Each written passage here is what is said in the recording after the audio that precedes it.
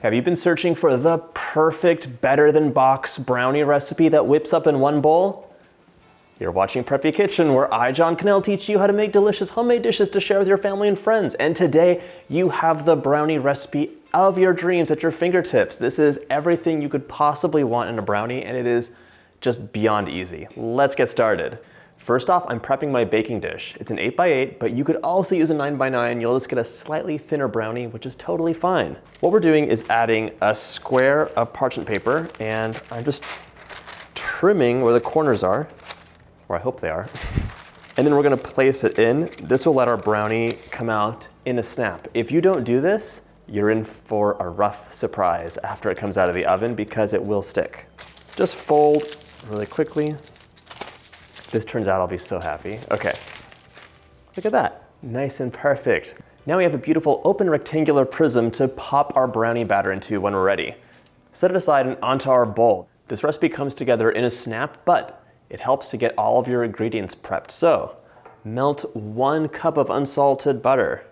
If you're melting it in the microwave, which is of course the easiest way, just make sure you do short bursts and give it a mix, because if you go for too long, the water in that butter will turn to steam and explode. And I've had to clean butter out of my microwave so many times.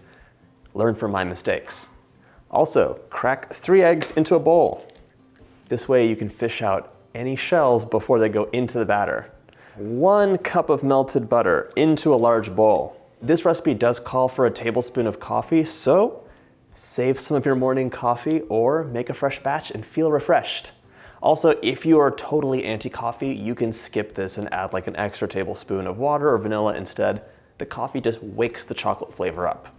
A tablespoon of coffee, a tablespoon of vanilla, 1 cup of granulated sugar, 1 cup, or again 200 grams of light brown sugar. You could use dark brown sugar if you want to. Time to give it a whisk. Would it be wrong to spread this on toast? This is my sincere question. Hello, delicious. And by spread it on toast, I mean eat by the spoonful. Shh. You can add the eggs in now, and by the by, like, the order doesn't really matter in the beginning. Dump it all in at the same time if you want. Nice and smooth, perfect. If you love to bloom cocoa powder, bloom the cocoa powder. So that means that you would add the cocoa powder right away to the warm, very warm melted butter, and just mix it in, let it infuse for a while, and it will become like extra chocolatey fudgy, but these brownies are mega chocolate, mega fudgy, so I don't consider it a necessary step, but I've gotten some questions about it, so yes, bloom away if that's you.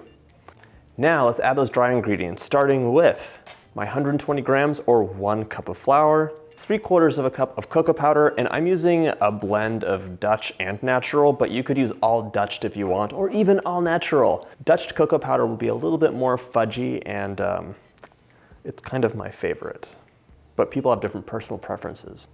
1 teaspoon of salt, and just sift it in here. The cocoa powder tends to be lumpy, so sifting it is a nice way to make sure there are no lumps and everything is nice and homogeneous after being mixed in.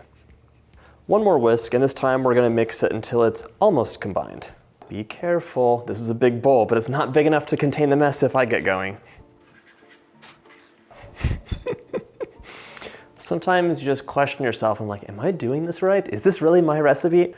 The deal is that it's gonna be a little bit thick, but kind of like when you're making a sugar glaze and it's like a big lump, it just takes a minute to like mix in, mellow out, and get with the program.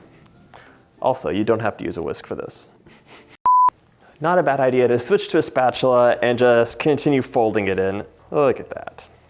That's the rich brownie batter we're talking about.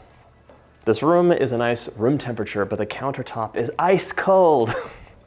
So some of the butter got a little bit cold, but that's okay.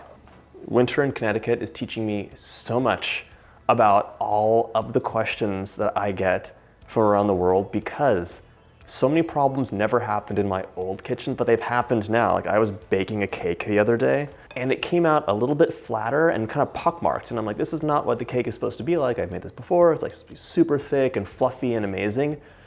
The deal is that that butter was on the counter. Like, the bowl was basically on the counter for a bit too long, and it sucked the heat out, so it all chilled too much And instead of being nice and incorporated in the batter, you had little lumps of butter hanging around.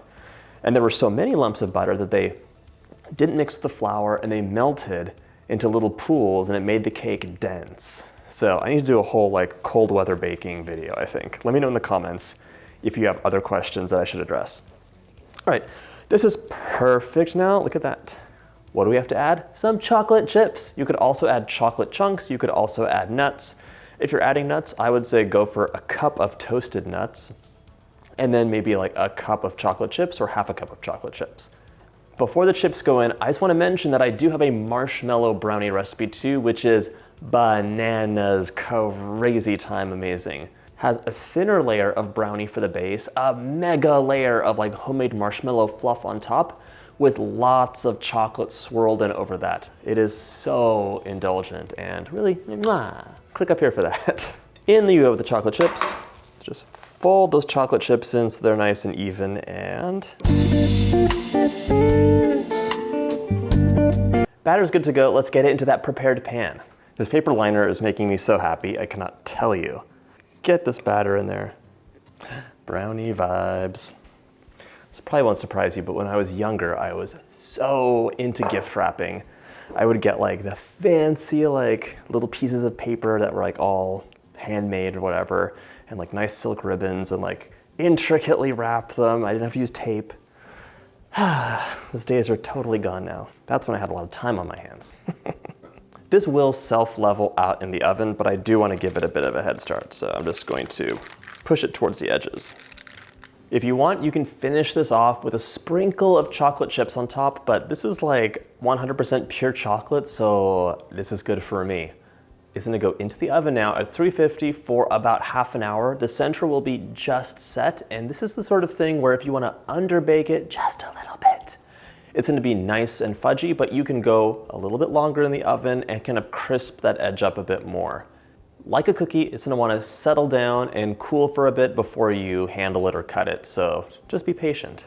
My brownie is out of the oven and it cooled down enough that it's now solid, and look at this. Do you see? That is exactly what I want a brownie to look like, that glossy, kind of crackled top. Oh, my mouth is watering and this smells beyond. Let me show you why it was so important for the paper liner to be there. There we go. That is amazing. No fuss, no muss. Do I even have to wash this? I will, but just for form's sake, there's literally nothing in the pan. Unfold it. We're gonna cut some now. That is beyond the shadow of a doubt, like the fudgiest brownie you could have. It has like a nice kind of like, you know, almost crisp edge in the corner, but the center is like molten chocolate. For me, it's edge all the way. I actually like the corner pieces because I like the crunchy parts with a little bit of fudgy in the middle. It is one of my favorite things. But now it's time for a bite. Oh my gosh. It's like you're drowning in a giant pool of chocolate and loving every last minute of it. Emphasis on last. If you like this recipe, check out my chocolate playlist. It has all my favorite chocolate recipes, including my insanely delicious marshmallow brownie. Whoa. If you like this video, hit that like button and subscribe, and I'll see you in the next video.